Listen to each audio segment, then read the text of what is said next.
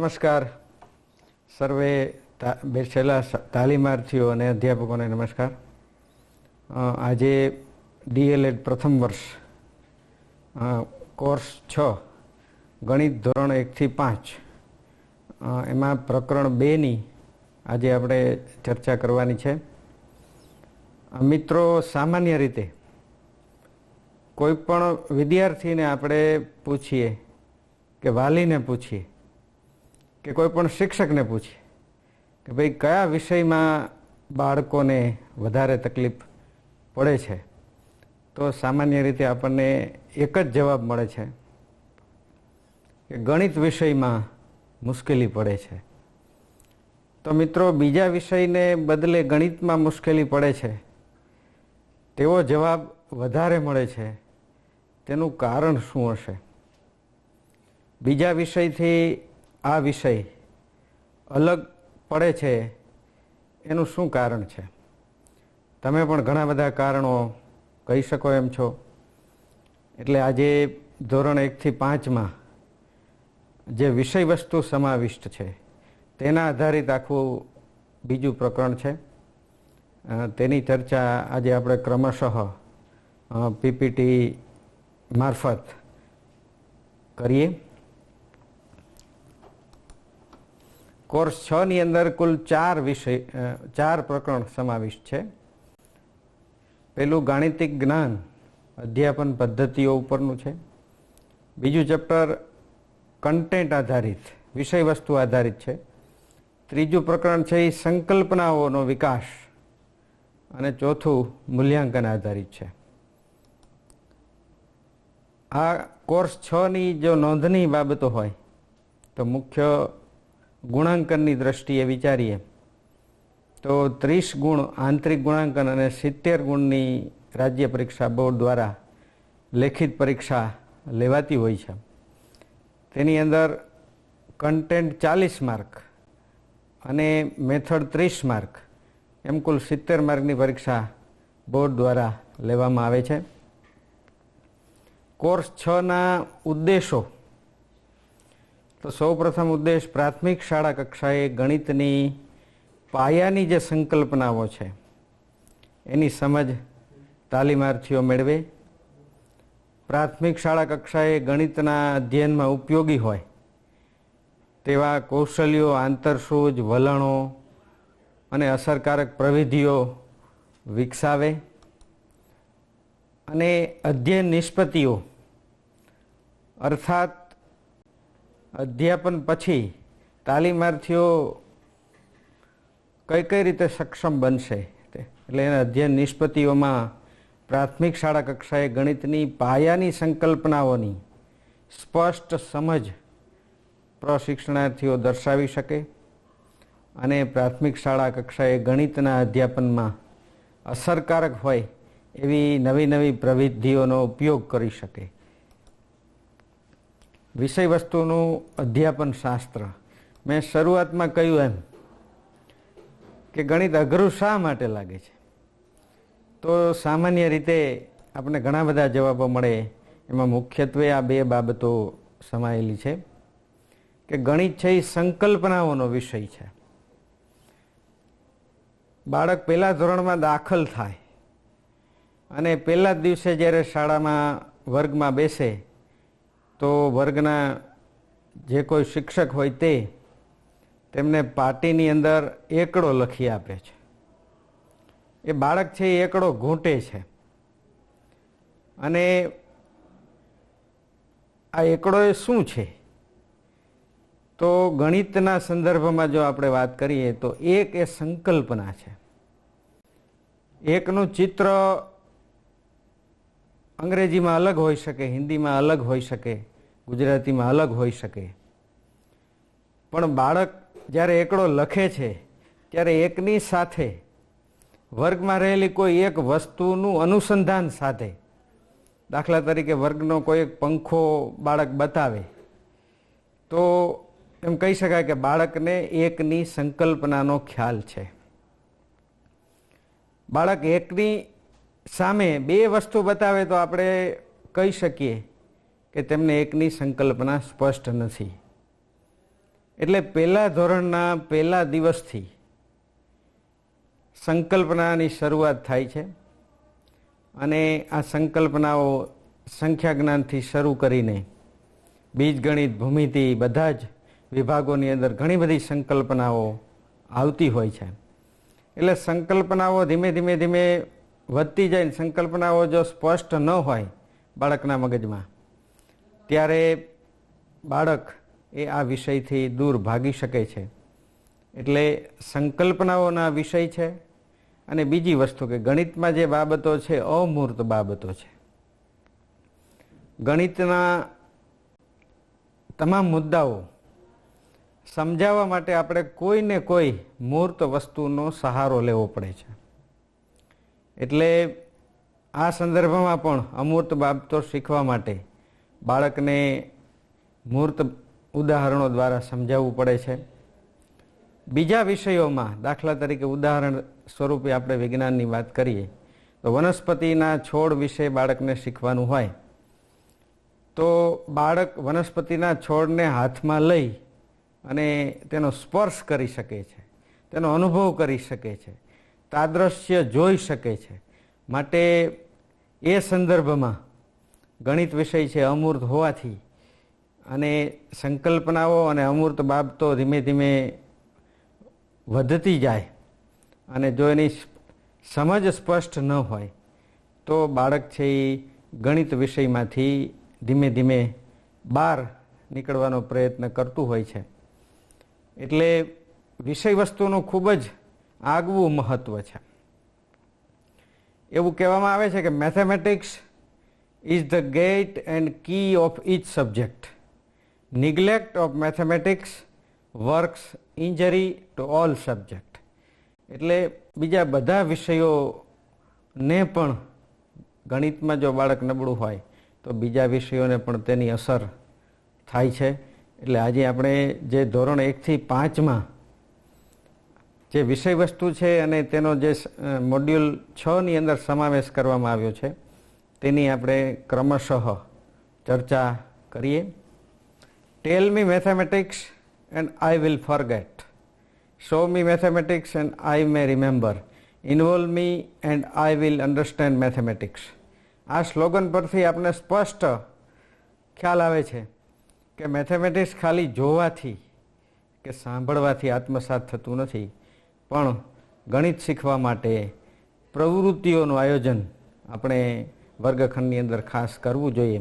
અને શાળા કક્ષાએ અત્યારે ઘણી બધી ભૌતિક સુવિધાઓ, ઘણા બધા મોડેલ્સ, TLMs ગણિત વિષયને લગતા અને તમામ વિષયોને લગતા ઉપલબ્ધ છે. ત્યારે પ્રવૃત્તિલક્ષી જો શૈક્ષણિક કાર્ય કરવામાં આવે તો વિષય વસ્તુ બાળકો આત્મસાત કરી શકે. અને આ મોડ્યુલની અંદર ખાસ કરીને બેઝિક વસ્તુઓ મૂકવામાં આવી છે કે જે ગણિતનો પાયો કહી શકાય એવી બાબતો આપણે ક્રમશઃ જોઈએ. અહીંયા જે બાબતો આ મોડ્યુલમાં સમાવિષ્ટ છે એમાં સૌથી પહેલું સંખ્યા જ્ઞાન 1 થી કરોડ સુધી.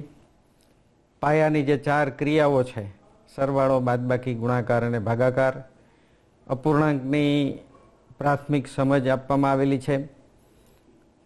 નિયમિત આકૃતિઓ જેવી કે ત્રિકોણ, ચોરસ, લંબચોરસ જેવા અને વિવિધ ઘન આકારોની વાત પણ અહીંયા કરવામાં આવી છે. અને માપનની અંદર લંબાઈનું માપન, ક્ષેત્રફળનું માપન, પરિમિતિનું માપન, ગુંજાશનું માપન, સમયનું માપન, આવી બધી બાબતોની ચર્ચા કરવામાં આવેલી છે. ક્રમશઃ આપણે એક એક બાબતો જોતા જઈએ. સૌ પ્રથમ સંખ્યા જ્ઞાન. બાળક સ્કૂલમાં પહેલા ધોરણમાં દાખલ થાય તેની પહેલાં બાળક છે એ બાલ મંદિર અથવા તો પોતાના ઘરમાં ઘણું બધું શીખીને સ્કૂલમાં આવે છે. ખાસ કરીને સંખ્યા જ્ઞાનની પહેલાં બાળકને સરખામણીનું જ્ઞાન મળેલું હોય છે. દાખલા તરીકે બાળકને ખ્યાલ હોય છે કે 2 વસ્તુ મૂકેલી હોય તો એમાંથી નાની વસ્તુ કઈ છે, મોટી વસ્તુ કઈ છે.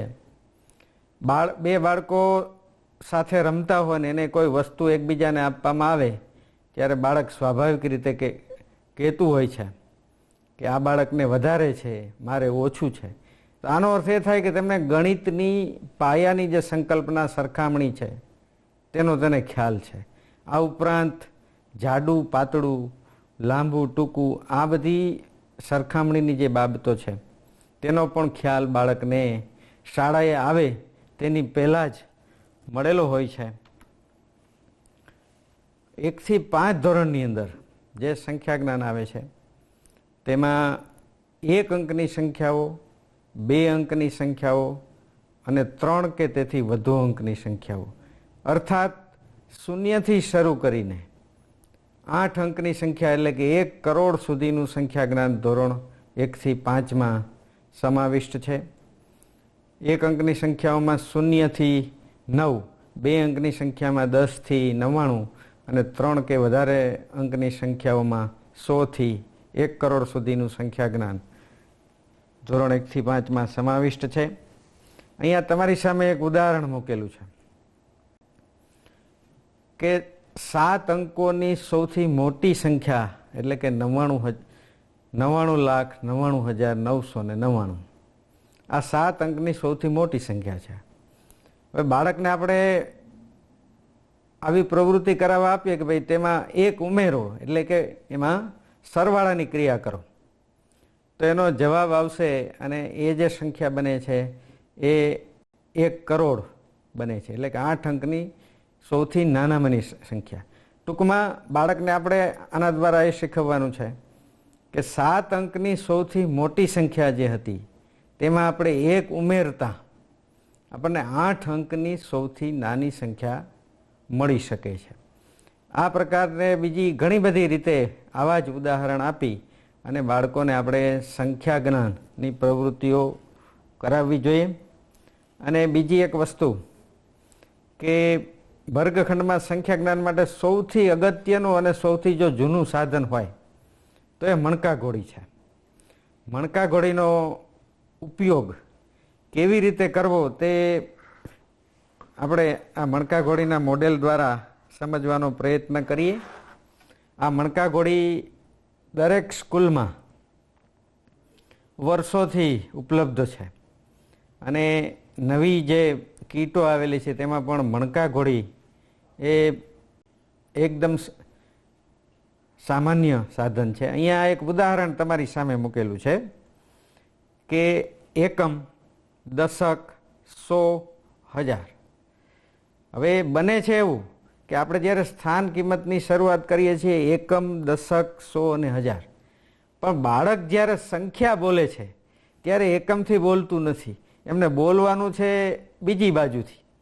એટલે બાળકને અહીંયા મુશ્કેલી થાય છે. તો આ મણકા ઘોડીની મદદથી બાળકોને આપણે સમજાવી શકીએ કે એકમના સ્થાનમાં 6 મણકા છે, દશકના સ્થાનમાં 2 મણકા છે, 100ના સ્થાનમાં 3 મણકા છે અને 1000ના સ્થાનમાં 4 મણકા છે.